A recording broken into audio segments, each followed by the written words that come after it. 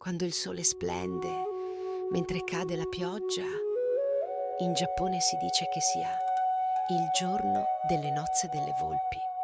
Un giorno il giovane Takeshi si avventurò nel bosco per raccogliere funghi e, quasi per caso, si trovò davanti a una misteriosa processione. Era un matrimonio di volpi. Nel momento in cui posò lo sguardo sulla sposa, seduta nella carrozza, Takeshi rimase senza fiato.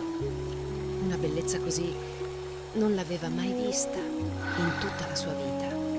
In quell'istante anche la sposa si accorse di lui e accennò un lieve sorriso.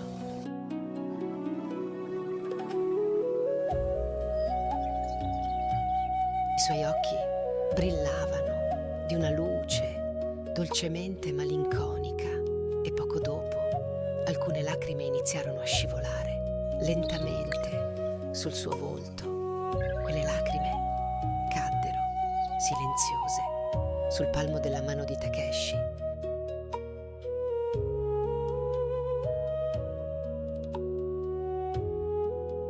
La magia di quell'incontro durò solo un attimo, ma lasciò al ragazzo un dono destinato a durare per sempre.